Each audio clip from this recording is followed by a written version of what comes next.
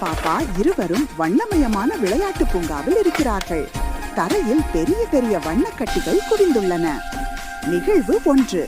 Mixie முயல் ஒரு பெரிய சிவப்பு சதுர கட்டியின் மீது ஒரு நீல வட்டக்கட்டியை வைக்க முயற்சி செய்கிறது. அது விழுந்து விடுகிறது.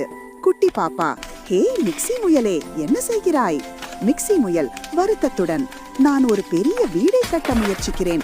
ஆனால் என் கட்டிகள் ஒத்துழைக்க மறுக்கின்றன. இதில் எந்த வடிவம் மேலே வரும் என்று தெரியவில்லையே. நிகழ்வு 2. குட்டி பாப்பா சிரித்துக்கொண்டே ஒரு கட்டியை எடுத்தாள். குட்டி பாப்பா, கவலைப்படாதே, எனக்கு தெரியும். இதை பார், இது சதுரம், 4 சமபக்கங்கள். மிக்ஸி முயல் தலையை ஆட்டியது. மிக்ஸி முயல், அப்படியா, நான் இதை வீட்டின் சுவராக பயன்படுத்துகிறேன். நிகழ்வு 3. அடுத்து குட்டி பாப்பா ஒரு நீண்ட பச்சை நிற கட்டியை எடுத்தாள். குட்டி பாப்பா, இதோ மற்றொன்று. இது நீளமாகவும் உயரமாகவும் இருக்கிறது. இது செவ்வகம். மிக்ஸி முயல், செவ்வகம், இது வீட்டின் கதவாக இருக்கட்டும். நிகழ்வு 4. இறுதியாக குட்டி பாப்பா கூர்மையான உச்சி கொண்ட ஒரு மஞ்சள் கட்டியை எடுத்தாள்.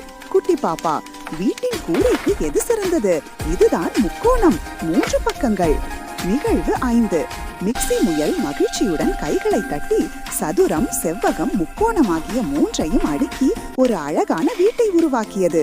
மிக்ஸி முயல் சத்தமாக, சதுரம், செவ்வகம், முக்கோணம், அடடா, நீ எனக்கு உதவினாய் குட்டி பாப்பா, வா விளையாடலாம்.